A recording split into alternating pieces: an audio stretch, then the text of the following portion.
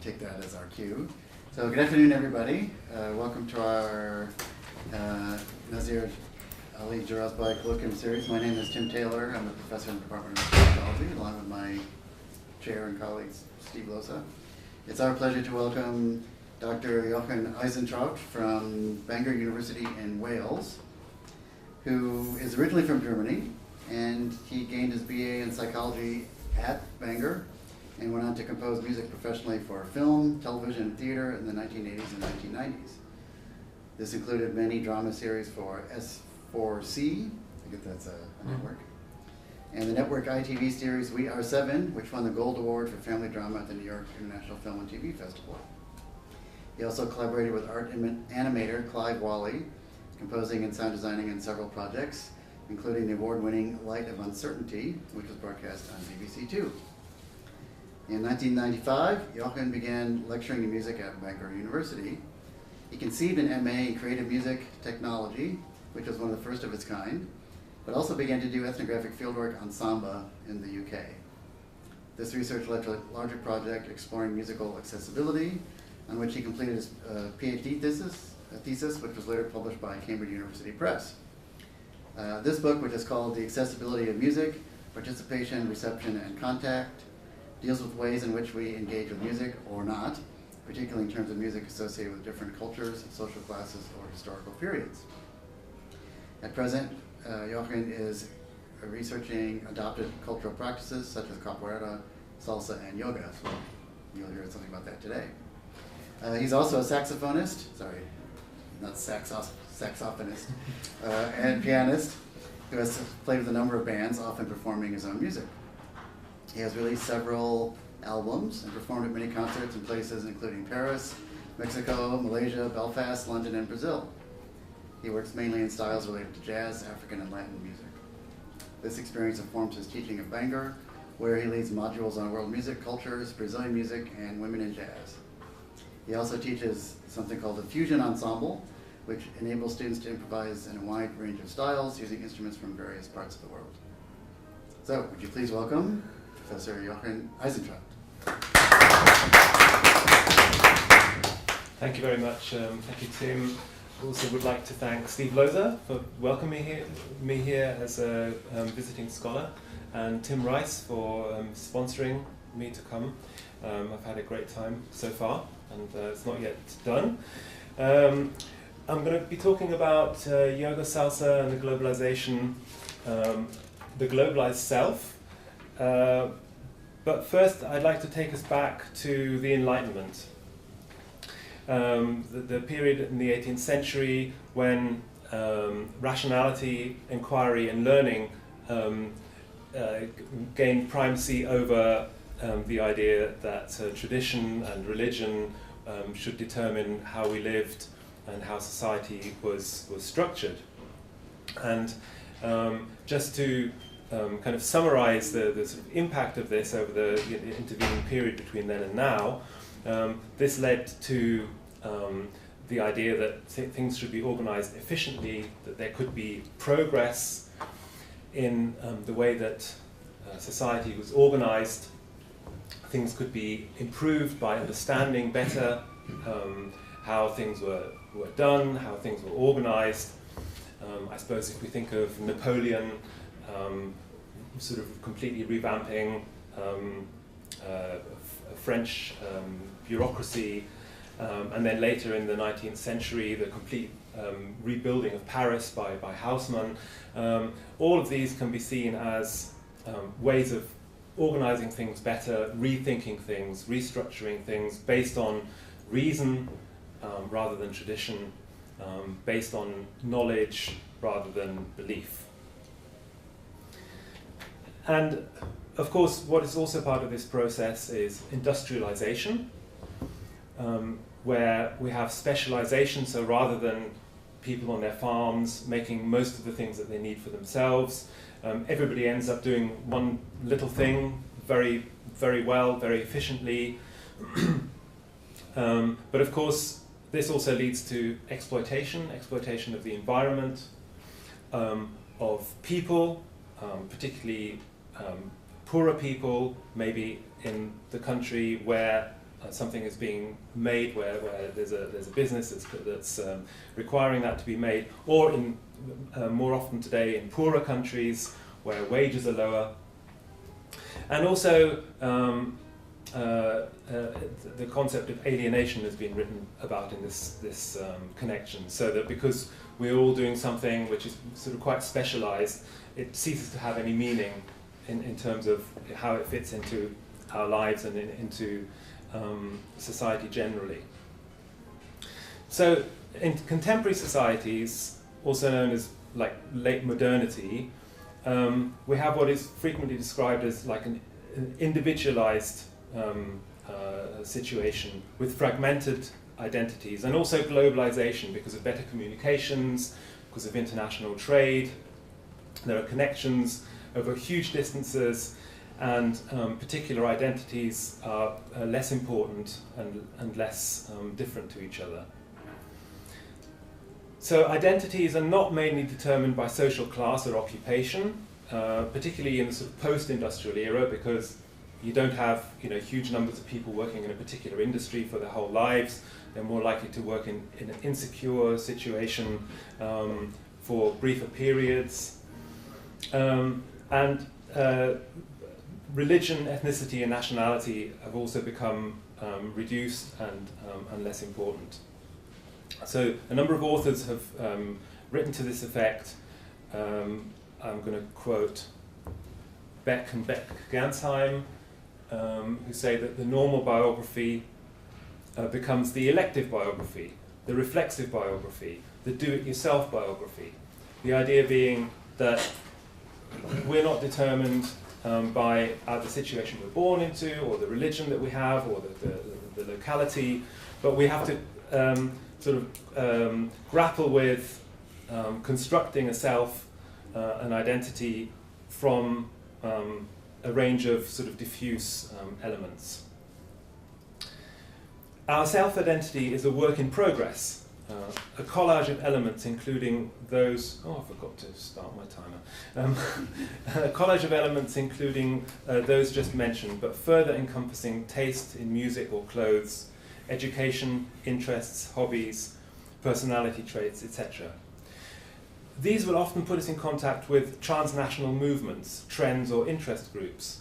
Indeed, some orientations of identity can be specifically related to a particular foreign country, culture, or region, thus turning us towards other ways of thinking, other ways of feeling, other ways of moving, which originate elsewhere and have developed global networks of teachers and practitioners.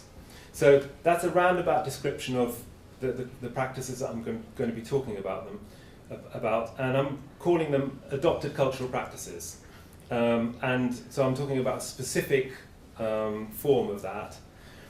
And I'm going to give some examples. So the title says yoga salsa. The example that I'm going to talk a little bit about now is capoeira. And okay, I'll play an example.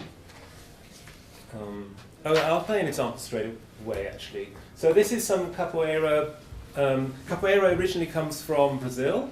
It's a martial art which is also a kind of dance. And this is a group in Scotland.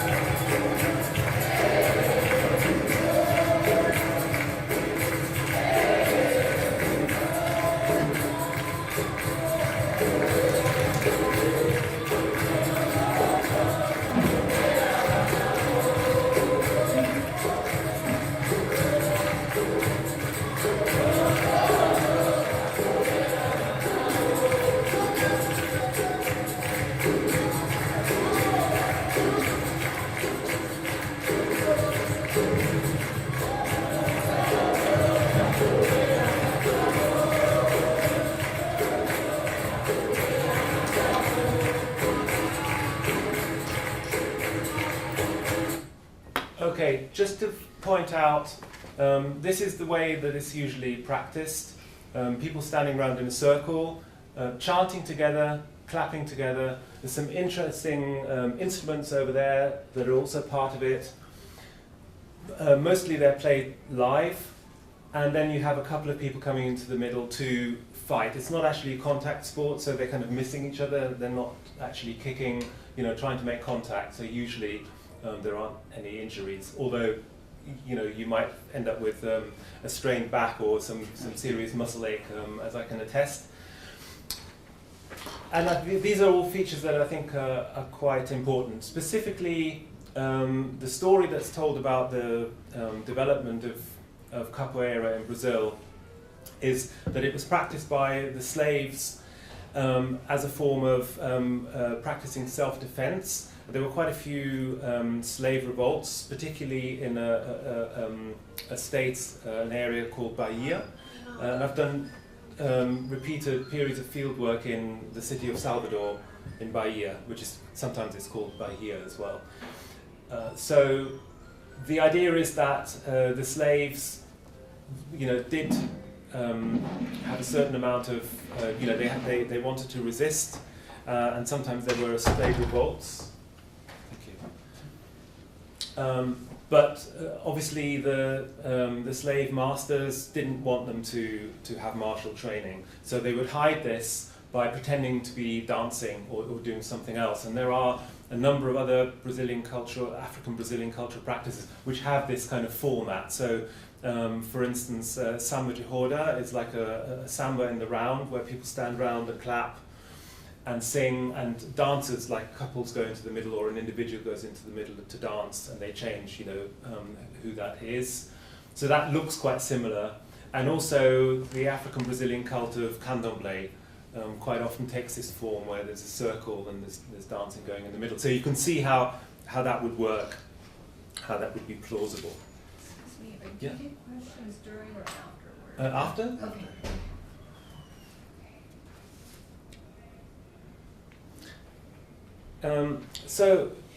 Salvador is like a wellspring of African Brazilian culture. It's the most, people say it's the most African city outside Africa. It's a fascinating place to go. What particularly interests me there is all the North Americans and Europeans that travel there to learn these practices. So particularly they go there for capoeira, they go there for percussion classes, and also African Brazilian dance. Those are the main three things. And so that's how my interest grew, really, in the sort of globalization of these practices. And typically they will have groups in European countries and North America. Sometimes these groups form a network that has maybe a Brazilian teacher. There's one, for instance, a samba group that I've researched where the teacher lives in Paris. He's originally from Salvador, and he's built up this network of samba groups called Batala. And they exist. There are about 20 in Europe. There's one in Washington, D.C. There's one in South Africa. They're all over the place. But mainly these practices attract not Brazilians, but people from European countries, from North America, and that's very important. That's really what I'm talking about. The adoption of these things by people who are not from that culture. So when I was talking to these cultural tourists in Salvador, I noticed that not only did some of them do more than one of these Brazilian practices, but they were also quite often interested in yoga, or they'd done a different kind of dance from another, maybe Cuban dance from another country.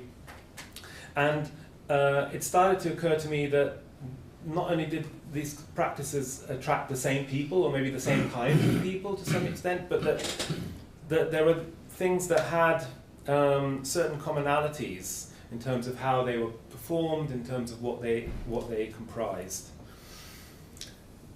And this is what I'm calling adopted cultural practices here. So just to give you a possible list of these, not an exhaustive, not a complete list, but I'm suggesting salsa, yoga, belly dance, djembe drumming, tai chi, choir singing African songs, poi, you've seen that with the balls, tango, could fall into this category. Oops, oh no, I've got to go back. This is a bit tricky. Bear with me. How do you get a mouse to work? Oh.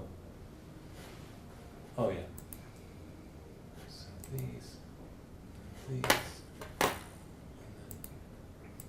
this.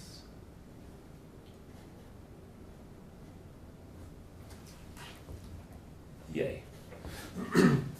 So, working towards a broad definition, I'm thinking in terms of group activities involving music or movement or both, which are popular in the West, but originate elsewhere. And I want to emphasize again, I'm talking about popular in the West with Westerners, not with people, who've migrated, but people who've adopted these. And to present that in a table form with some of these practices. So group activity, that's very important, something that people do together. Belly dance, you could argue it's actually performed solo, but the way it's taught, again, it tends to be in a group following the movements of the teacher. Music and movement, I'm kind of taking those together as expressive forms to do with physical movement. Obviously they often go together anyway, but in this case Tai Chi doesn't have movement. I mean, you could argue the fact that it's kind of framed by silence, that the sound is controlled as well. But I'm just saying that for the purposes of this, music and movement are just sort of two aspects of expression, of bodily expression, artistic expression. Originating in a country outside North America and Europe. I know West is a contentious term, so I'm using it to summarize really. So here, Brazil, India, China, Cuba, Middle East, and popular. Meaning, there's a you can find these clubs, you can find these groups in most cities in the West, and even in non-urban areas as well.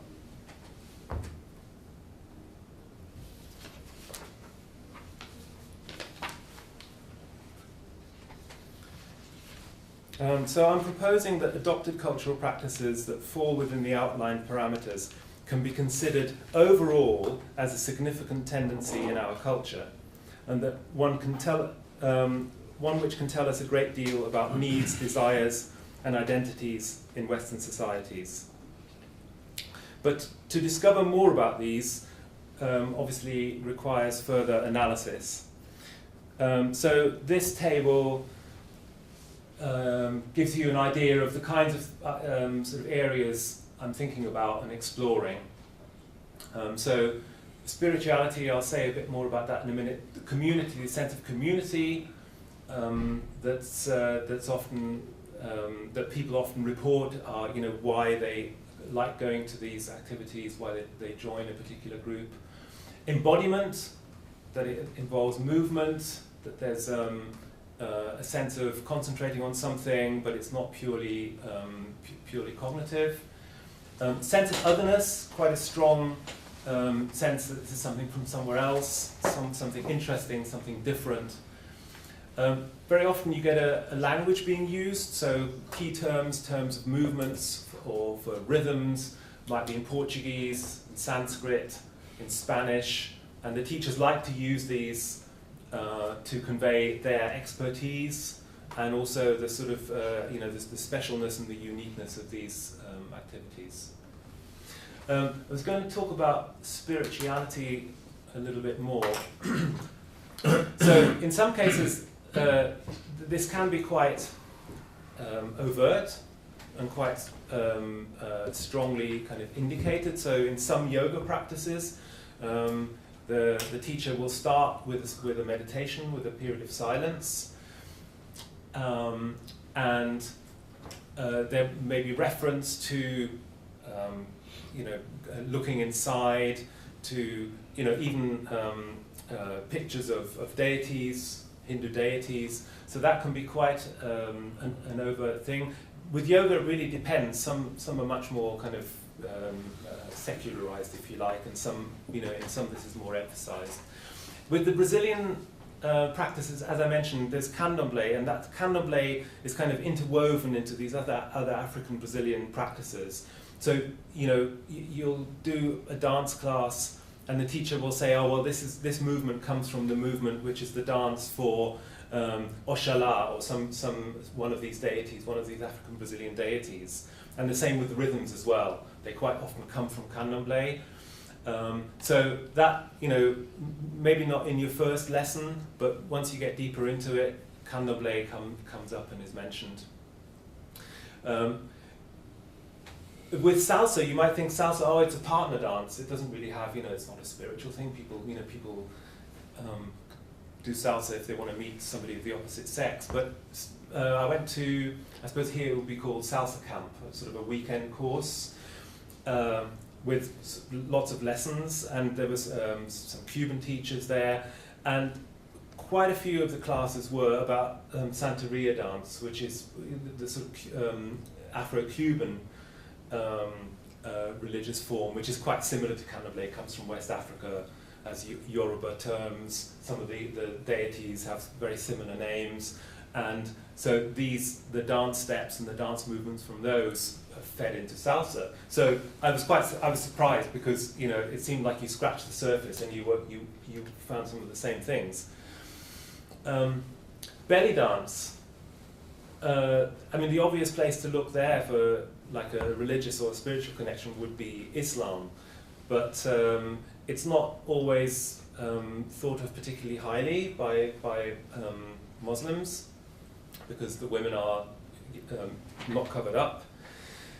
However, you don't have to look far before you come across spiritual claims for belly dance. So this is a belly dance teacher in the West, who on her website says that in both Sumerian and Babylonian times, when the matriarchal societies dominated, women danced different styles of belly dance. Feminine divinity was worshipped, and the goddess was seen as the prime creator and the nurturer. Throughout history, belly dancing has expressed these quintessential feminine qualities. The cult of the goddess Ishtar, which existed around 4500 BC, celebrated the fertility of the divine feminine. Belly dancing was used in her rituals for magical purposes, sexual excitement, fertility rites, for honoring the earth, and for birthing. Belly dancing movements also harmonized with the lunar cycles and connected participants to a kinetic level of celestial rhythms. Now, I'm not going to comment on the historical accuracy of this. All I'm saying is that there are claims being made for a spiritual dimension to belly dancing as well. And on a slightly more academic level, which is some work that was done by Rachel Croce, assistant professor of sociology at Ball State, who found that a survey of 74 women found that belly dancing is a spiritual experience for 3/4 of the respondents. These women, who have danced for many years, also reported spirituality to be an important aspect of their lives, though they rarely attended worship services and often are not affiliated with Judeo-Christian religions. So you can see there that it's an aspect. It's a perceived aspect of belly dance that it has a spiritual dimension. While I'm talking about belly dance, there's also this interesting paper by Bock and Borland about belly dance and salsa, and this sort of connects two of the different practices. So I'm not the first person to make that kind of connection. And they say that the dancers' accounts of their dancing experiences reveal these practices to be forms of self-fashioning. So that points towards the idea of identity and forming an identity, constructing an identity. They also use the word exotic. I've kind of avoided that because again, it's one of these problematic terms. Can be seen as pejorative or reductionist. Yeah, in a very interesting paper.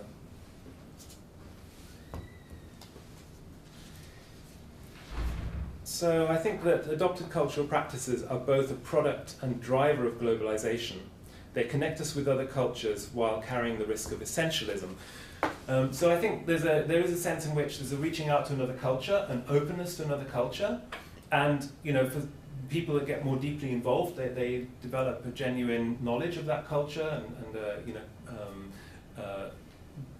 learn the language and so on. But I've also come across quite sort of simplistic sort of essentialist things. So people will say things, oh well, Cubans, dancing is in their blood. You hear that all the time, and the Brazilians, they have this in their blood. And obviously it's problematic because it's stereotyping a group of people and it's not looking at individuals. And it also forgets that in those cultures, people are maybe practicing those things from every day from when they're children. So it's a bit problematic. And I think it's like there are lots of ways in which there's an irony here, where on the one hand it's breaking down barriers, on the other hand it's kind of reconstructing certain differences as well. I find it quite fascinating for that reason as well. I'm just going to touch my phone so it doesn't time out. So why are these practices so attractive? Why do we need them? And I'm going to connect this with things that I think have become lost somewhat as a result of the progress going back to the Enlightenment, industrialization, modernization that I mentioned before. So I'm summarizing these things that have become less strong in contemporary society with these 4 points. So sense of community, the sense of community that you would get in an extended family, in a village, or even the solidarity of a workplace where people maybe, in Wales where I spent most of my life, people used to work in quarries or coal mines, and you'd work in that quarry your whole life and you'd work with the same people, and that was, you were a quarryman, and you lived and died with your fellow quarrymen, and that was, you had that working class identity. And now, the quarry near where I live, it still works, but maybe they employ 30 people and they drive big machines, and they're probably not even from the local village. So it's a different, it's a different way of living and a different way of working. Participatory rituals involving music and dance. And this is something that obviously would be really important in many traditional societies where, you do something together with people, that, a dance form, a music form, that you know the same songs, you know the same dances. Even with Latin, I was having kind of a little conversation, interesting conversation with a Colombian friend of mine. And I was talking about this research and talking about salsa, and she was saying, here they, like in the UK, they all think, salsa is about sex, it's very sexual. But at home, we do this kind of dance with our family. I do it with my uncle. He talks about, my knee's hurting, and then he twirls me around, and then he says, how's your nephew? And it's a family thing. And I think that does still exist, but I think it's in the West, it's become quite specialized and much rarer thing. The sense of meaning derived from organized religion. So I'm obviously aware that in the US there are parts of the country where people still, very much do go to church. But I think overall there's a secularization that goes back to the Enlightenment as well, and that is continuing. And the thing that I referred to before, the group identity connected to locality or ethnicity, which has become attenuated through mobility, migrations, and the sort of the lessening of difference between different places, because we all wear trainers and t-shirts and watch the same TV programs and listen to the same music. So how do adopted cultural practices answer these lacks? Belonging to a community, clearly you go along to one of these groups, you see the same people every week, you look them in the eye, you stand around in a circle, you touch them. I mean, the salsa group that I went to, it's, I don't know how many of you have been to that kind of thing, it's like very intensive socialization training. You dance with a person, and then for 2 minutes, and then you dance with the next person, then you dance with the next. So you're constantly saying, oh, hi, hello, you're doing a couple of moves, bye, hi, you're like meeting people all the time, you're meeting the same people. So if you go for months or a year, those people, those people, it is a kind of a community. And I think that's true of quite a few of these kinds of clubs and classes. So participatory rituals involving music and dance. So I think this is quite clearly different. I mean, I was trying to argue with a friend that this kind of thing isn't commodified, because you do it rather than you consume it. And he said, and he's a Marxist academic, he said, no, of course it's commodified. And like coming to Santa Monica, I have to admit, every street corner's got its yoga studio, and clearly it is a business, there's no question about that. But I would still argue that there's a difference between something that you have to do, that you have to learn, that you have to produce yourself in a way, rather than a film that you go and see, or like a cake that you buy. Which is mainly what we're kind of encouraged to do. I think there's something here where you have to engage with something, you have to be something, you have to actually embody it, and I think that's different. You have to take part, so it's doing rather than consuming. Spirituality I've also already talked about. I think that's an important dimension of many of these practices, that they have this more or less explicit, or could be slightly hidden, could be more or less obvious, but they have this spiritual dimension that you can engage with and key into if you so choose. And connected to that, the sense of meaning derived from organized religion. I'm saying the same thing twice. So I was going to mention Charles Taylor's book, A Secular Age, which discusses the apparent weakening of religious engagement in modernity, while pointing out that there are many alternative, freely chosen ways of connecting with enchantment and spirituality. As the above example from belly dance shows, adopted culture practices comprise a range of spiritual underpinnings. The meanings implied are often centered on the individual and their well-being and consciousness. There's a light touch to this, whereas quite often you have quasi-prayers, like in Tai Chi or yoga, like a moment of silence at the beginning and at the end of the class. In Capoeira, an actual prayer that's said in Portuguese, of giving thanks. So that's quite a common thing, but there's no kind of explicit credo. You're not required to subscribe to a set of beliefs. They're not particularly explicit. There are plenty of stories and myths, gods and goddesses, talk of being grounded, of energy flows, but these are things that are sort of felt rather than explained.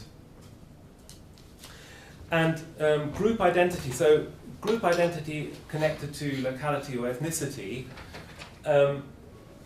I'm arguing here that the fact that there's like you're doing something that comes from a specific other culture, that there are clothes associated with it, there are words from a foreign language associated with it, there's a place, that this is a kind of an identity that you're borrowing, that you choose. I mean, obviously it's not quite the same as being from that place, but it's something that gives you a special interest in that place, and it can influence the way that you think about yourself and the way that you connect with with that culture.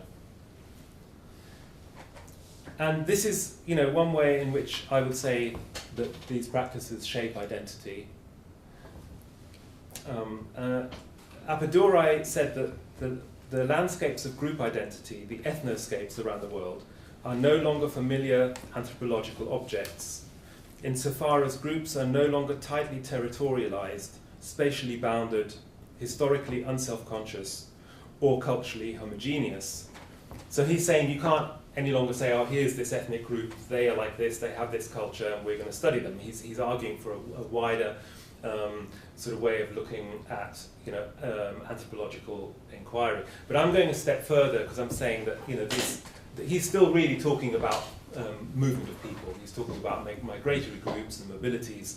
I'm talking about these cultural practices actually going well beyond that, because in many cases they're nothing to do with migratory movements like that. I mean, salsa is really popular in Wales, not because there are a lot of Cubans there. It's got nothing to do with that. In fact, the group that I went to, there was never a Cuban anywhere near it. Maybe there was, I think there was one, there weren't even any people from Latin-speaking countries, so it's not, it's about something else. It's about an interest in those practices for the reasons that I've outlined. I think I've got time for a little aside, which is to say that there's both a critique and a fight back against this idea that local identities no longer matter.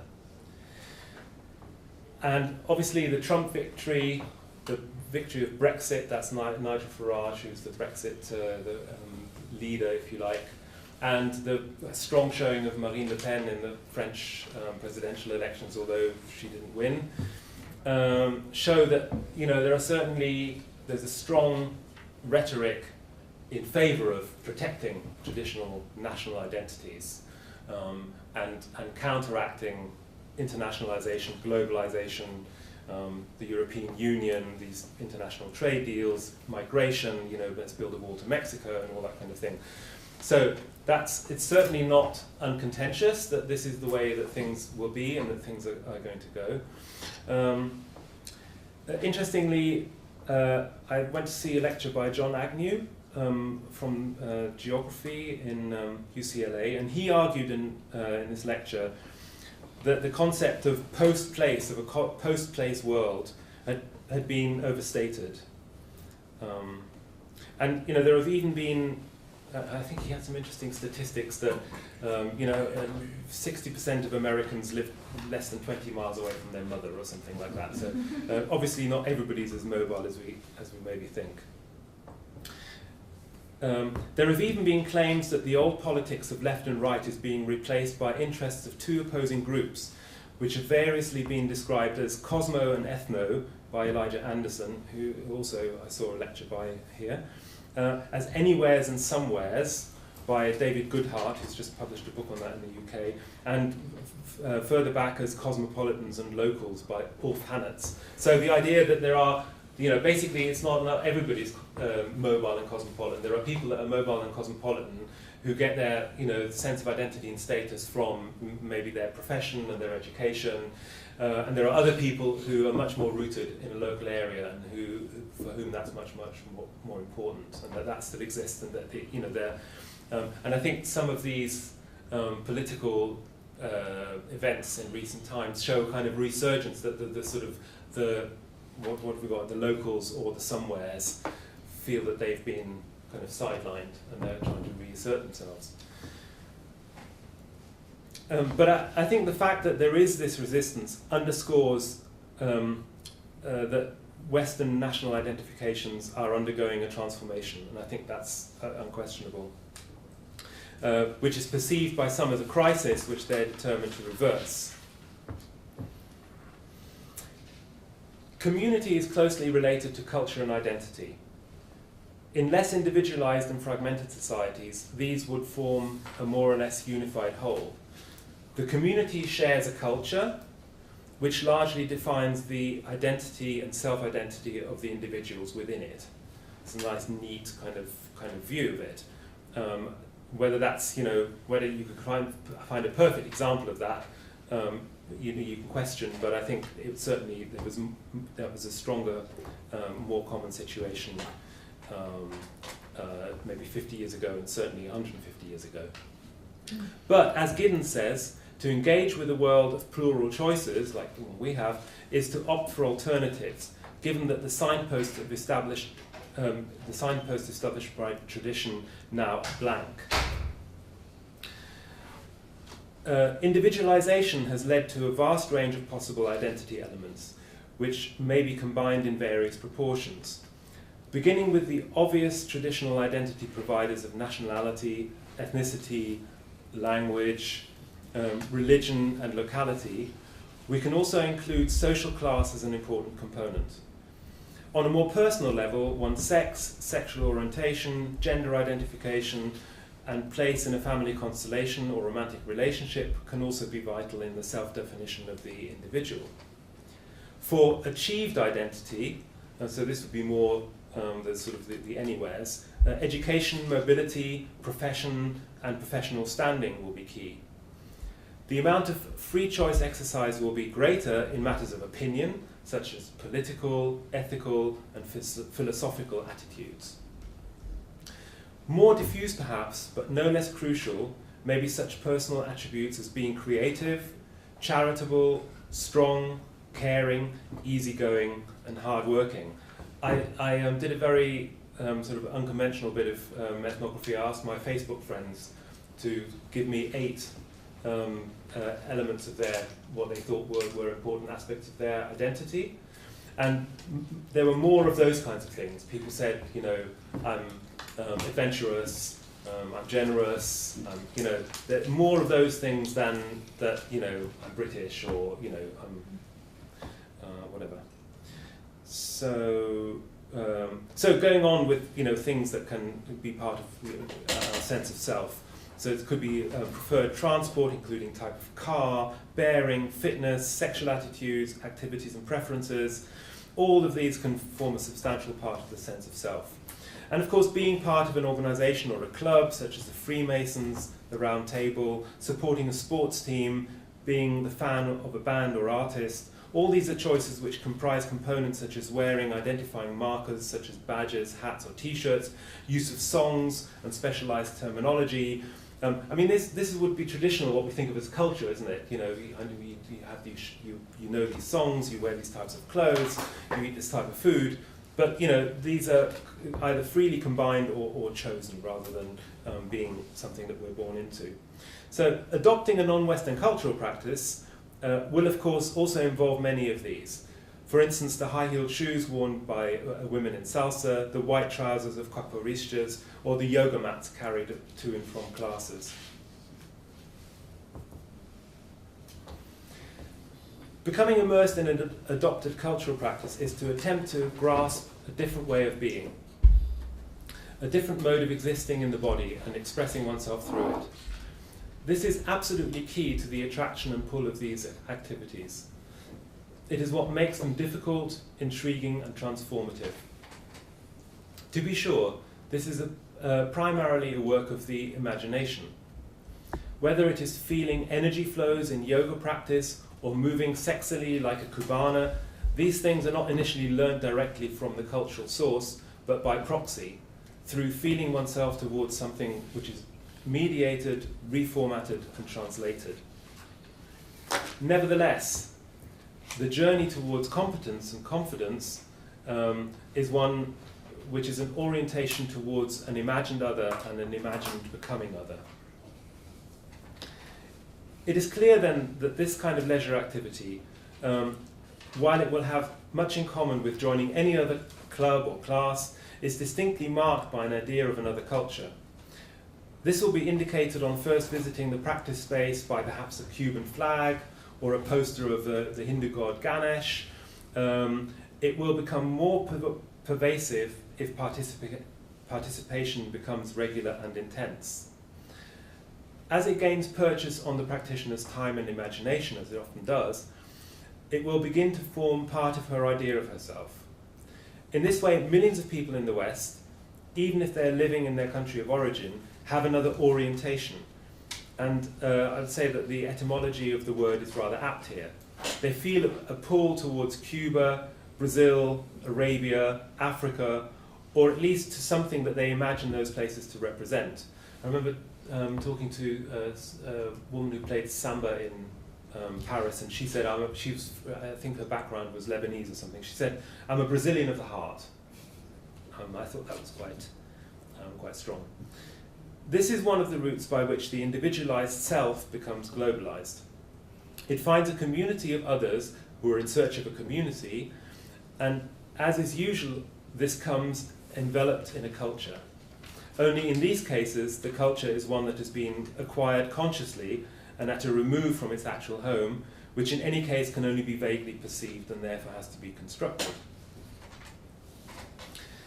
So, what do they mean? What do these practices mean? What does it mean that we have so many of them and so many people who are interested in them in the West? Actually, that comes a bit later. So taken together, I would say that the adopted cultural practices of this type are a current in late modern societies, which implicitly critiques some of its key drivers. Linking back to the introduction of this talk, I would go so far as to say that they take aim at the Enlightenment tradition on which modernity depends. The cultures represented by samba and yoga stand for the enchantment, embodiment, and authenticity which is vacant in rationalized, commercialized, and commodified systems. The facility with which claims for the health benefits of various yoga practices are made and accepted in hobby magazines and studio adverts, often without recourse to rational argument or scientific evidence, demonstrates an eagerness to believe in mystery, feeling, and tradition. This can be seen in relation to a history of counter-Enlightenment ideas as old as the Enlightenment itself. Isaiah Berlin notably discusses this current in Western thought and describes the critical ideas of Giambattista Vico as follows. Oops, I've got this. A utilitarian interpretation of the most essential human activities is misleading. So we don't like that, he doesn't like that. They are, so these essential human activities, they are in the first place purely expressive, to sing, to dance, to worship, to speak, to fight, and the institutions which embody these activities comprise a vision of the world. So dancing, singing, fighting, this is what we're talking about, isn't it? In the way of adopted cultural practices, are not utilitarian, nor are speaking or believing. The vision of the world which these represent is one which cushions and evades alienating contemporary realities without confronting them directly with political activism or discourse. The interest in other cultures, which capoeira and belly dance demonstrates, is also related to a further counter-Enlightenment current. That was represented by Johann Gottfried Herder and the beginnings of folklorism. Herder emphasized the importance of feeling over reason, very anti-Enlightenment, and whereas Rousseau idealized humanity as in a simple prehistoric state, Herder saw value in the plurality of cultural expressions around the world. So exactly what we're interested in ethnomusicology as well.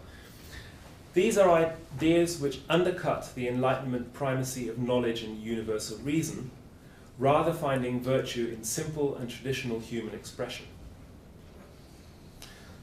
Okay, so this is my last section now.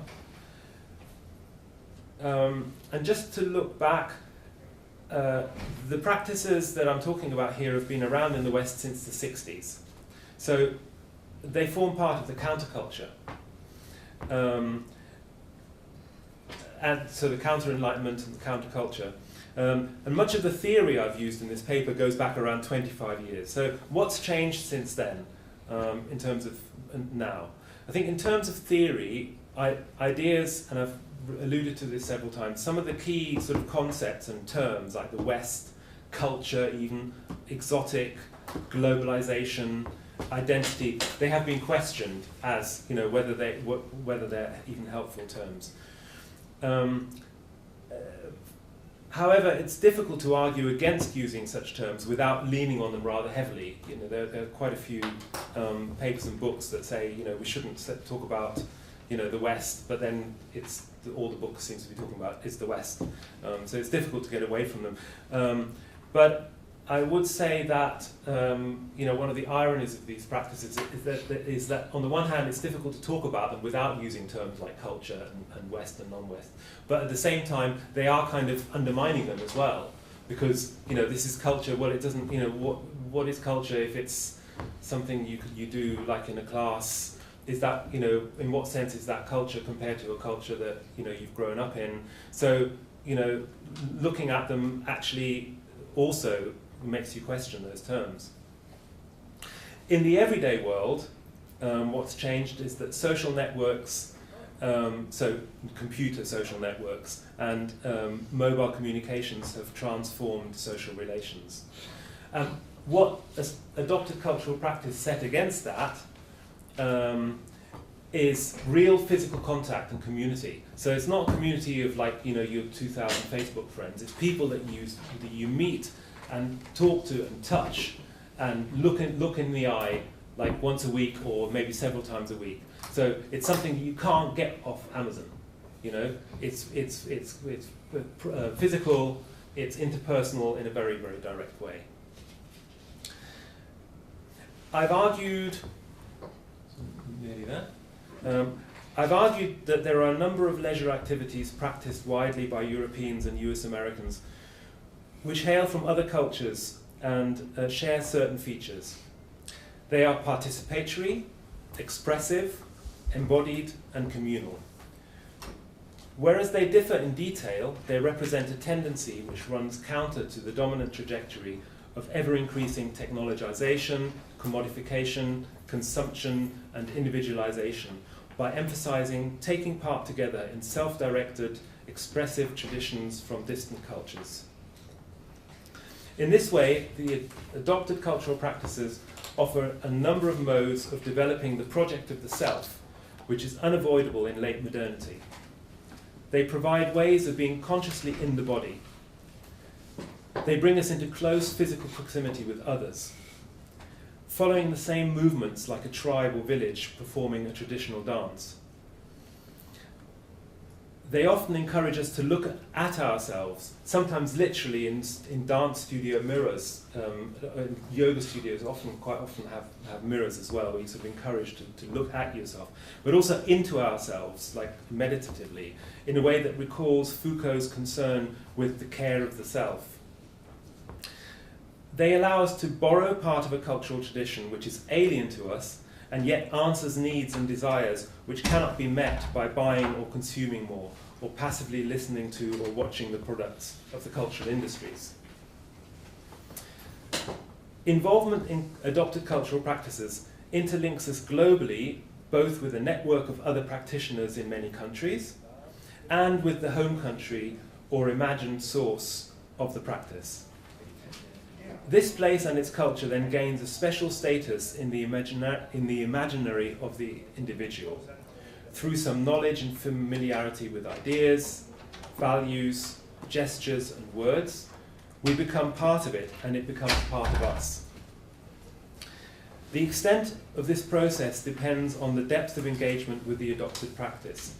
But for many people, these activities become a crucial part of their lives and their self-identity, helping to bind the uncertainty of contemporary life with embodied meaning and belonging. That's it. Great, thank you very much. We have time for questions and comments. Okay, I'll break the ice. There were a couple of things that were occurring to me when we talked. So that this Vico, who I believe was part of the discourse going on with Benedetto Croce, if I'm not mistaken, right? Okay. Who was looking at aesthetics and history, and was one of the anti-positivists coming around at the, early half of the 20th century, reacting to these, to all of this positivism that grew out of gradually of the Enlightenment period, although there were various people who were rejecting such routes. And then I guess this, I don't know this Berlin, but he seems to be quoting Vico there, or looking at that. Yeah, So he's paraphrasing. right, so have, Croce's position was that intuition was the basis of, was the superior form of knowledge. That intuition is actually the definition of art.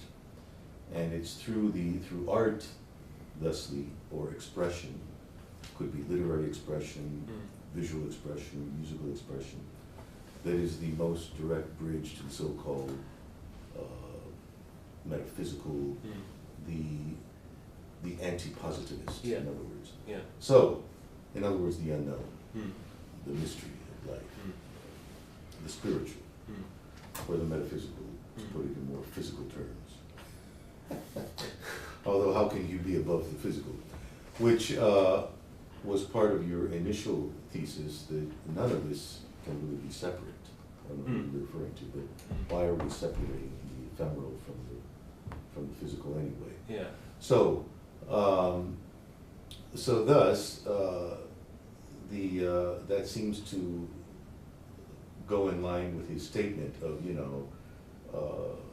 expression is really beyond this search for the materialist or logical or rational issue. And of course, this was Croce's thesis, that the intuitive is not rational.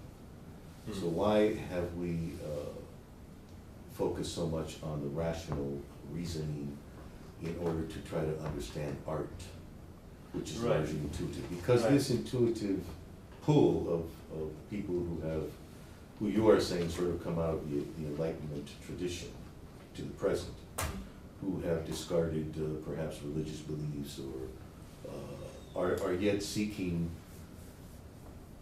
expressions that largely origined from these religious practices.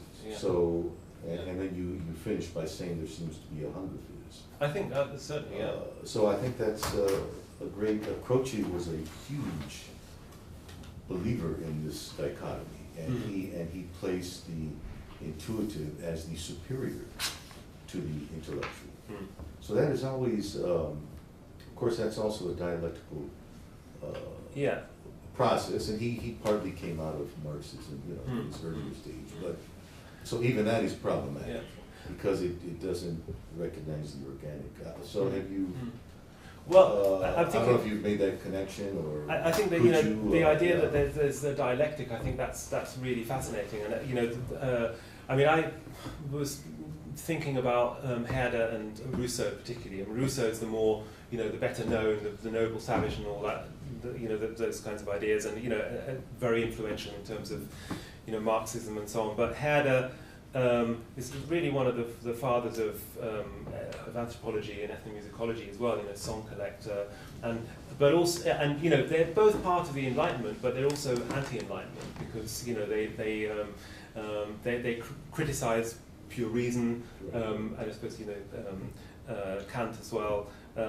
Within there is this dialectic going on all the time, and I suppose coming to LA, which is sort of it's the heart of darkness in a way in terms of commercialization and culture industries and all that kind of thing, and capitalism and money and all that kind of, and yet every corner has got a psychic, offering. Offering readings, and yoga is everywhere, and all these things are everywhere. So clearly, that's and this is what Charles Taylor talks about as well. Is there is secularization, and yet there is this huge hunger for other values. And it's a very subversive, non-cognitive level. Yeah. That this, but it is in this mix. Yeah. So anyway, we can proceed from that. I can come back on that. There's some other, but let us share some other ideas. So question about your term adopted cultural practices, and specifically, as an example, I'm thinking of a practice like yoga that's become so delocalized and its own thing, for example, in a place like Southern California. And I don't think that everyone who does yoga here is doing it for the reasons you're talking about. And I'm not saying that that's what you're saying. So when you frame something as an adopted cultural practice in terms of the ideas you talked about in this talk, it seems like implicit in that what's important is how the practitioner views it, right? I mean, if I'm going to yoga because I just want to stretch, you know, then I'm assuming that wouldn't constitute the sort of adopted cultural practice that you're talking about, right? And I don't think of it as an Indian practice, for example. I mean, you can certainly, you know, I found with quite a few of these that when people first go, they don't necessarily even know where it's from. That's quite common. They may not care. And but you know, as they get further involved, quite often that becomes more of a, you know, it's something that they learn about. It's something that they're told about. Certainly, I mean, I've been to a few yoga classes. I mean, one particular one is in a studio which is very corporate. It's very kind of glitzy. But they have a statue of I think it's a Buddha statue actually, and there's like the meditation thing, and you know the movements. There's one of the teachers who says all the movements in Sanskrit and in English. So it's kind of there. Whether you want to engage with it, obviously, is up to you. And I can see that you know the sort of health benefits are very emphasised, aren't they? And you know the both sort of physical health benefits and also how good it is meant to be for your well-being, for your mental balance and so on. But I would say it's very different to going to a gym. You know, you go to a gym to get this muscle big, and you have a machine, and you do. You know, that's the Enlightenment thing, isn't it? That's rationalized. You know, you just do this thing in this particular way to make yourself look another way. And I think, you know, yoga is different. It does come packaged in something else. There's something else there. There are implicit values. It's more holistic, more complete. It's not instrumentalized in the way that going to a gym is. I guess what I would push you on is to make a very strong distinction between mimic and Vedic perspectives, as well as the heterogeneity of the perspectives of the practitioners themselves, right? So you can call these adopted cultural practices, but the point I'm trying to make is it's absolutely important to look at how the individuals relate to that practice, because not everybody is doing identity work, right? The identity construction work. And so that's kind of the next question I have is, did you do ethnographic work to look at the self-selection of the people in the various kinds of practices? Yeah, I mean, obviously, I mean, I've done quite a lot of ethnographic work on the Brazilian things and on salsa. Obviously, widening it out to all these other practices, I can't do all that myself, so I've been looking at the literature. And for instance, that paper that I quoted, you know, they're talking about that, and you know, that's something that comes up. I mean, I would say that obviously you can relate this to joining any other club or any other hobby, and it's the fact that it originally comes from another culture certainly initially isn't necessarily going to be an important factor. But I think if you do something, you know, on a regular basis and it becomes part of your lifestyle, that already is an identity, you know, an identity component in our society, where you know you choose how you structure your life, and you know what is important to you, and you know whether you go to a gym or to a yoga class, you know that's probably quite a difference. I mean, you might do both, of course. Yeah. Could I ask you something? When you say they're not, you said they're not going, or they're not necessarily going for that purpose. I'm not sure that you really stated a specific purpose. So what multiplicity of purposes might there be? Well, there could be a lot of purposes. I guess. Or motivations, maybe that's a better word. Sure. I think the discomfort I have is, and maybe it's a misunderstanding of what you're arguing, but the discomfort I have is to frame exotic, right? These other cultural Well, I was kind of avoiding practices. Yeah, doing yeah, that. I understand. But I know that a lot of people do Yeah. go to these because they do think of them as exotic Yeah. as well. But to call practices that originate from other places and we're aware that they come from other places as adopted cultural practices, you know, I think it could be misunderstood. That's why I use the example of yoga. I think a lot of people, yes, you're right, that there are all these trappings of the exotic and oftentimes in yoga. But I think not everybody connects to or even I don't think everybody cares about Yeah. these things, and in Yeah. fact, some people actually don't want those things, you know. So I think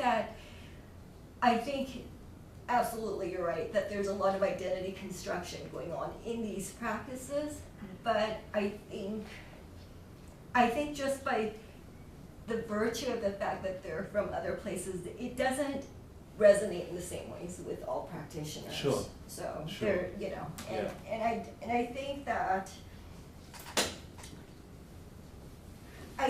what makes this problematic is because we live in a globalized world, a lot of things have become delocalized, such that a lot of people don't Have become think delocalized. Yeah. so they don't think of these things as foreign, exotic, whatever. And I think sometimes those transformations do occur, but sometimes they don't. I mean, I think that's one of these sort of ironies of this, is that on the one hand it's kind of emphasizing a sense of a place, and on the other, at the same time, as kind of making it completely irrelevant. I've come across, for instance, this Samba network that I was talking about. The sort of guru of that network said to me, "Oh, there's a guy, you know, in London, and he's teaching." He's teaching, you know, a group, and he's been doing it for like 3 years. You know, that's nothing. That's ridiculous. You know, I've been doing it for 500 years, and he means, you know, 500 years is when, when the Portuguese started to colonize Brazil and bringing Africa. So he's referencing that history. He's part of that history. You know, he claims that for himself. But his sidekick, who I interviewed the same day. He first learned samba in Manchester. He's Brazilian, but he learned it off an English guy. You know, he was studying in Manchester, and he went along to this club. So it's completely delocalized there. So on the one hand, there is this kind of, this claim to authenticity which exists, which is very rooted. But on the other hand, it's like it's everywhere, and it doesn't really matter where it is or where it comes from even.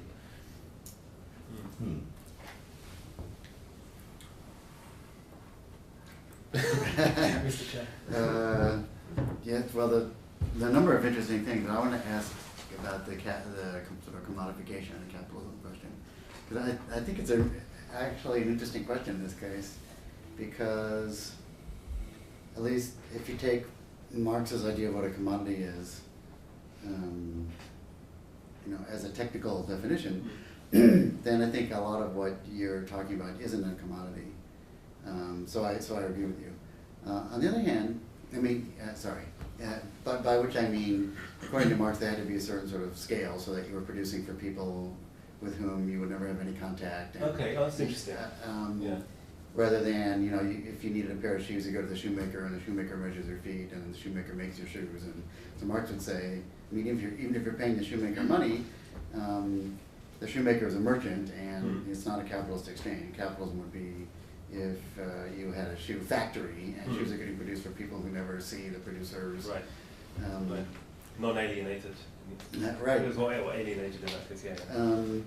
So it seems like, all these activities you're describing, wouldn't be commodities in Marxist sense, except, there's commodification on the side, like yoga clothes and yoga music and props, and there's all that stuff. Yeah. But also there are companies like Yoga Works, which have figured out how to become chains, and not, they're not an individual proprietor, not a merchant, selling a good to people face to face. But in fact, there must be a CEO of Yoga Works who doesn't, teach a yoga class and meet all these people. So I'm wondering if your emphasis on embodiment is part of the argument about commodification, that the sort of, doing things with your body as a way. I mean, I wonder if it's even a kind of an anti-capitalist critique that some of these practitioners and some of these aficionados believe themselves to be engaging in. Well, I think it's an implicit critique. That's very much what I'm saying.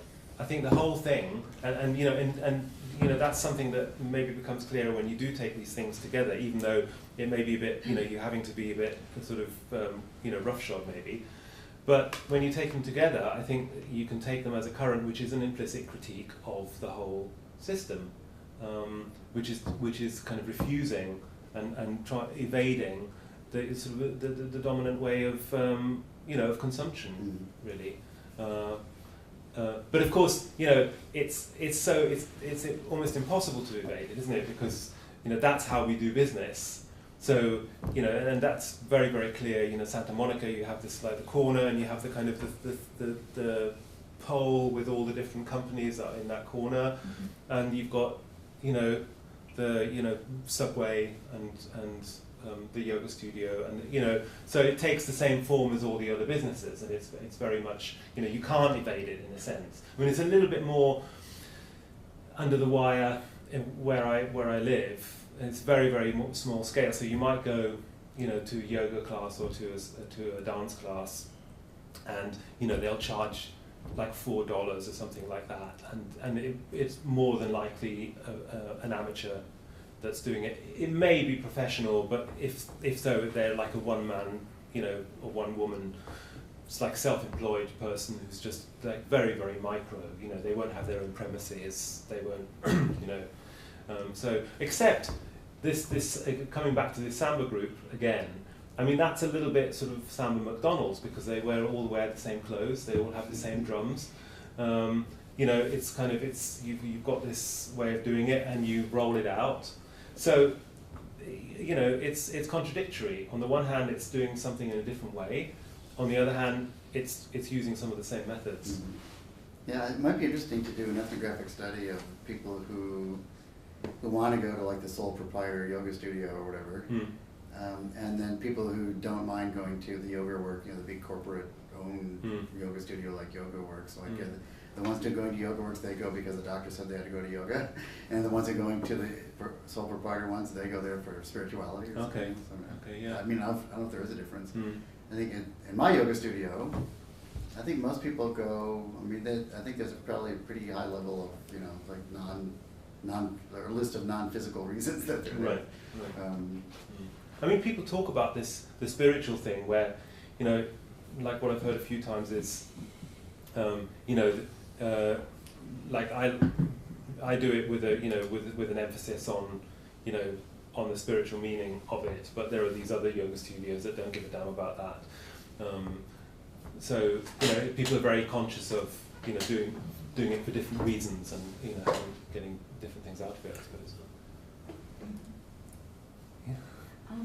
I wanted to share a couple of thoughts and memories that your mention of belly dancing suggested to me. You seem to suggest like two polarities. One, the sexualization, and the other, these maybe unsubstantiated suggestions that there were some early religious meanings to these dances. People I've spoken to who currently do belly dancing have seemed to, it's more adapted than adopted culture, because they deny that it's sexualized. They seem more attached to the aesthetic aspect of the dance and really dwell on that. They have never mentioned anything about a religious element to it. Okay. And then 20 years ago, I was invited to a dinner in Morocco that was the night before a wedding, and it seemed very, very traditional. The bride was in a chair the entire evening, in a robe, colorful robe. She was not allowed to smile. Not supposed to smile the entire evening. She also didn't get dinner. No wonder she wasn't smiling. we were in around a large table, you know, sitting on the floor, and the women served us, and I was considered, I guess, okay, not male, but I was allowed to be at the table, whereas none of the women, even family members, were allowed to be at the table. They served us. And then, you know, it was like this 8-course dinner, and about after the 4th course, there was kind of an intermission.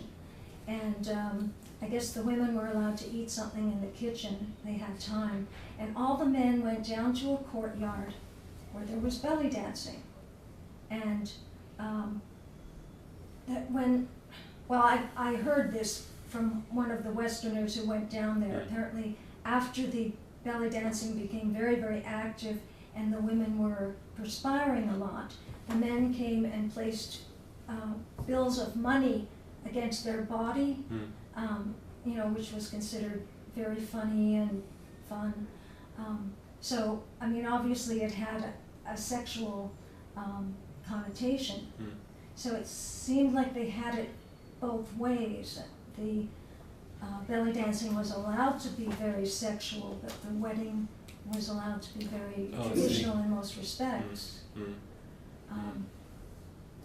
And I guess, I mean, that's a memory, but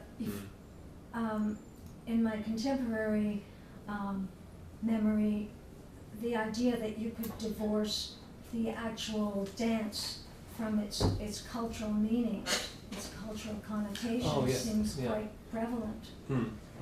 Absolutely. I mean, I think that something is always immediately lost. Well, the whole context is lost. You're taking something out of its context. So when you're doing that direct comparison, like I've done with Brazil, you know, those practices in Brazil, you know, they have a tradition there. They have meanings, and you know the most obvious thing that's lost with samba percussion groups. Have you seen those groups here as well? Street, like samba, street percussion. Maybe not. There are some around. I've been to, you know, on stage, but not in the streets. Okay, so they're typically the kind of thing that you get sort of in processions in carnival. Lots of drums, different sized drums, and the groups can be quite large. And there are, as I say, there are these groups all over the place. And in Brazil, they accompany a song. They always accompany a song. That's what they're for. And so you have somebody mic'd up with a PA system. So in Carnival, the PA system will be on the back of a truck, and you have the drummers following behind. Or, you know, depending on, you know, they will practice just the drums, but they're practicing for when they play with a song. So it's like it accompanies a song. And 90% of the time when you get those groups in Europe and the States, there is no song. It's just the rhythm. So already there's a huge section, bit of it that's lost, you know. And very often in Brazil there's dance as well. And whereas the drummers do tend to move as well. They always step. They're taught to step with the playing, and they move their arms and things like that. There aren't always dancers. Whereas in Brazil, usually it's song, it's drumming, and it's dancing. And they go together.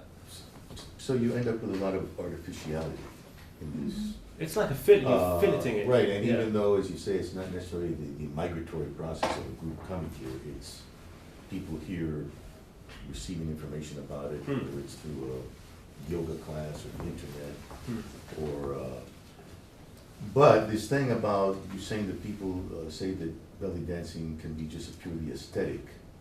Are these Americans or okay? So certainly in the Islamic world or the Arabic world, let's say,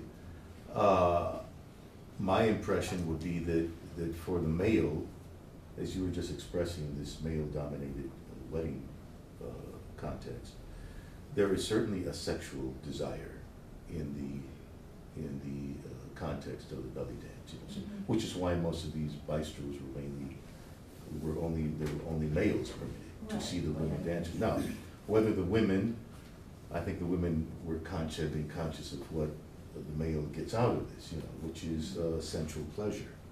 But that sensual pleasure is also related to aesthetics. because it's still an art form, regardless of whether or not it's a good or art form or not. Or regardless. Right. I mean, the making of rifles and knives and war is an art form.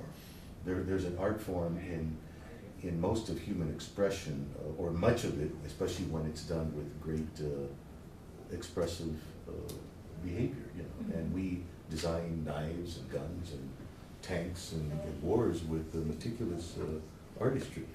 So I think that, like you say, in religions there's always an escape valve. You know? And in Western culture, the American culture, the day before the wedding, the bachelors go out and have a stag party with all kinds of horrible things. You know, and it's a you know, I mean, I would hope it's less now than it used to be, but that used to be sort of an American custom. They would either watch movies or have women present, you know, and so there are certainly contradictions. I was going to say that the element of religion here is very essential because, or spirituality, whatever you want to call it. In the Brazilian context, or this belly dance context even, I mean, Carnival is Holy Week. It's literally Holy Week in commemoration of Christ, of the risen Christ.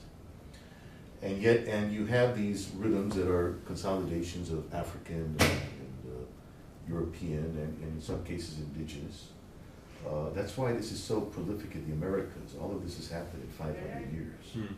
All of this change, this tricontinental change. So that African rhythmic concepts and melodic concepts, there is no way you can dance to these without moving every part of your body. Well, that's part of the tradition. These body parts moving in these central gyrations, of course, were considered, were condemned by the church, by the European. The waltz was condemned by the church in Europe because people were touching, and those were considered sexual moves even. So you see where I'm going? You know, I think you've also put a historical framework on this. The only thing is that in addition to the European Enlightenment, you have African aesthetics, African ethics, indigenous aesthetics, indigenous ethics. What happened in those cultures in terms of enlightenment or anti-enlightenment? You know, because we have to put the three together. You cannot dance to samba without committing a sin, according to 19th century European church standards. You see what I'm saying?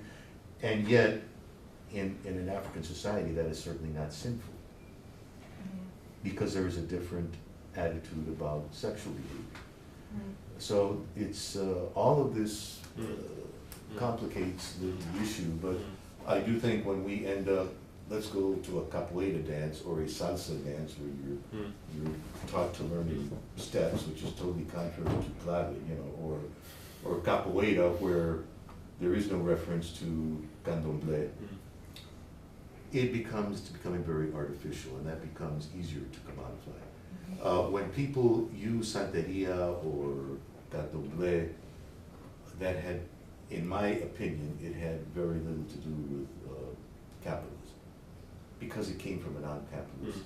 Now, that doesn't mean it was just necessarily perfect or good, but people wanted to pray, so they would have to find time to pray and to praise to the orishas, you know.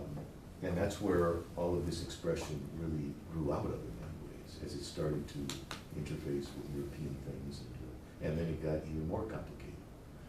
So this is just part of the complication, these artificial adoptions. I suppose that's my feeling about it. I suppose that, you know, the idea that, you know, you pray in church and you don't, you know, that is a specialized separate thing to dancing, and that they can't, you know, be together. I mean, that's also a problem. That's also like part of the specialization of like an industrialized society, isn't it? That everything is kind of sectioned off. Exactly. And you know, in many African cultures, you dance, you know, and it's part of a ritual, and it's part of music, and it's, you know, and the ritual also maybe to do with coming of age, like the vendor dance of the Blacking describes and so on. It's all these things together. It's music and dance and society and belief and the body and the mind.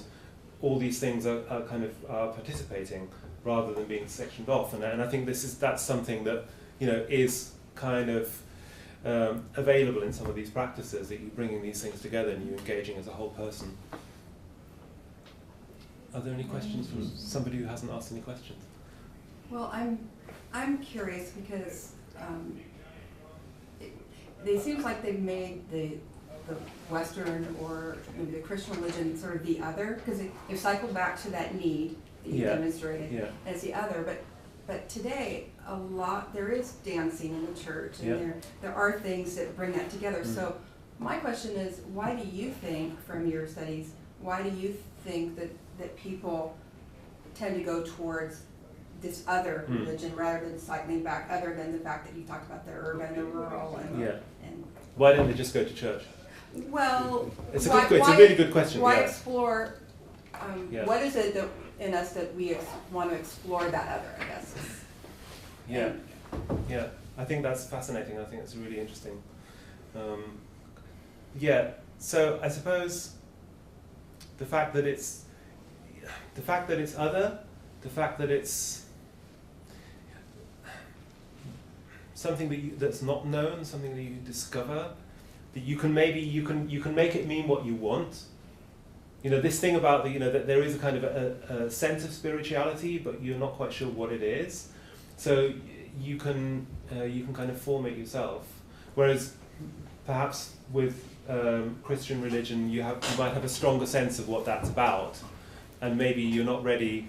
You're not quite willing to take that on board. Whereas if you engage with something like this, it's more diffuse. It does have a sense of having some kind of non kind of practical value. So I see that there's still that individual component, and the community component still sort of kept separate. Whereas in a more Western religion like Catholicism or whatever, there's the community and the individual is wedded, is together. Yeah, but I'm thinking that this is what people are finding here as well, that it is those things together. They're finding it there, but why it exists in another place, but it's already been sort of defined for you, whereas here you define it yourself. Maybe have more agency. Maybe have more, although, the agency, I mean, I don't know if this is particularly connected, but one of the things that strikes me in terms of agency is that you, in a way, you really give up agency when you do these things. But because what they almost all have is that you follow the teacher exactly. There's rooms full of people following the teachers, whether it's yoga or tai chi or samba or salsa. You spend a lot of time following exactly like a room full of people doing exactly the same thing. But you pick the practice versus being born into a church, right? I mean, that's the difference. Is there is agency, because in this sense, this is very consumerist, because people can choose to take on these practices, and they can leave them or they can go to other teachers. But if you have to be in the church because that's what you were born into, there's a lot less freedom. Okay. And I think because they're delocalized and decontextualized, they're actually more attractive because, like you said, you can turn them into whatever you want. In other words, in some cases, people are rejecting their own enculturation, their own practices.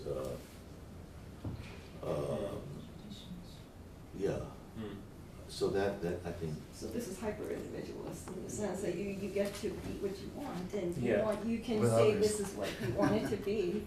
But with other people. I mean, But with other people, community matters. And you kind of make an idiot of yourself because you're learning something that is, you're moving in ways that you're not used to moving. You're trying to find rhythms in music that you're not used to, where you don't know where the one is or anything. So there's a lot of, you kind of infantilizing yourself almost when you start because you can't do any of this stuff. And then you follow the teacher and so it's like, I mean, obviously that's something that's attractive as well. It's a challenge and you get it. But there is, there is a sense there of giving up your competence, your sense of, being, able to do anything. But what you're describing is then that gets back to expressionism, expressing and then the art. So there's something about that person that's sort of doing art by doing that. Yeah. But initially, well, I suppose like with learning anything, initially you have to sort of you do baby steps, don't you? So I mean, certainly with salsa, you follow the teacher in order one day to be able to dance yourself, improvise. So and capoeira as well. So it's not, in some of them you go through that process in order to become independent and be able to do it yourself. In some of them, a lot of dance classes, that's always what it is. You follow the teacher. It's quite strange. How about the issues of class, economic class, and leisure time? Are you seeing certain people that go? Yes, well. Yeah. Are you seeing a pattern there? Is yoga a middle class thing in America? It's expensive. Okay, it's expensive. I would say so. You All don't right. see it in the barrios or the ghettos. Okay. Yeah. Okay. Yeah. Santa Monica, of course. Bel Yeah. Air, It's quite a nice area. It's generational too. Beverly Hills. Between Beverly Hills. I think that what we're looking at is a renaissance of some kind of liberal arts myself, and it comes through this more expression through dance and other forms. Not that we have known so much, where we have known much more academically, in humanities, but most of this, I think, is about motivation, individual motivation, and what brings a person to yoga or capoeira, and that's the important thing here more than anything else. And it stems from religious foundations, I think, and it stems from cultural and social foundations.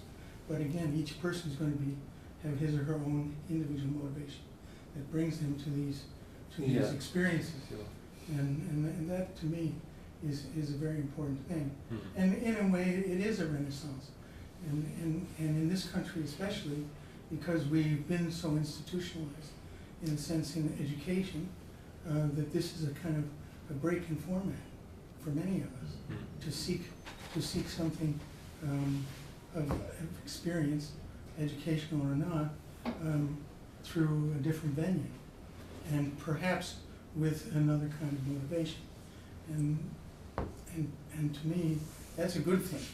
I've tried to be encouraging. I started yoga many years ago, and I paid nothing except what donation I could. And we were very rudimentary as far as finances were concerned. But the enjoyment that came from that, and then I also was able to experience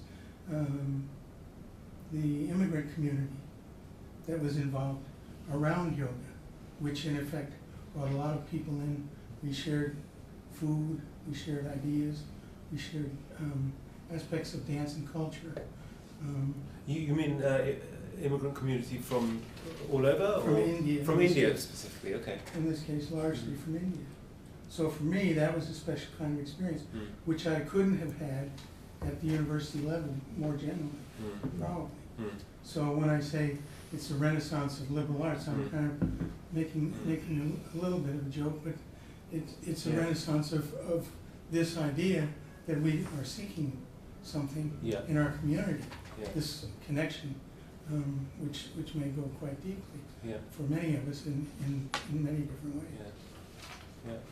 I mean, I suppose it's a counterculture idea, isn't it? That you're looking, and I suppose you could say that that's an Enlightenment idea as well. You're looking for a new form of society, but looking for it in some quite by looking at traditions, by trying traditions. I mean, interesting that you say you've met Indians through this and shared food and dancing. I mean, I think that there's this great gamut between what you say, that people are interested in the practice and they just like it and it's for stretching or whatever. Absolutely, you have that. But then right through to where people go to where the culture supposedly originates, learn the language, go there for months, marry somebody, all of that. I went in Santa Monica. I found a little Brazilian studio, and they do capoeira and percussion and dance. I did all three. And there was one class, and it was in Portuguese. They did the class in Portuguese. And so there were like about 8 people there, and I think maybe 3 of them were actually Brazilians. And the others, 2 of them were very keen, had been young women that had been there for sort of one on a student exchange. Somehow they'd managed to spend like a year or 6 months in Brazil, had learned Portuguese. I speak some Portuguese. There was somebody who was a Spanish speaker who could understand. But basically, there were enough, and the class was in Portuguese. I was amazed. So, that in that sense, it was very, it was almost like bicultural. And it's special in that sense as to fulfilling people's needs. And if we don't like a class, we move on to the next one. But, if we find a class that's interesting, it becomes the greatest thing. And it can take over people's lives, can't it? I think. Yeah. So it's experience. I hesitate to call it education, but it is partly that as well, I'm sure. In what sense do you think it's education? Well, in that it helps us change our mind a little bit, our mindset, if you will, and to understand maybe different cultures or different ideas in a different self, in a different sense, but also how we perceive ourselves. And it may be mind-changing in that respect as well. Right. This is our normal stopping time because we have class at 3, a lot of us. So let's thank Jochen one more time. Thank you for staying, and thank you for your questions and input. Are you going to pass out?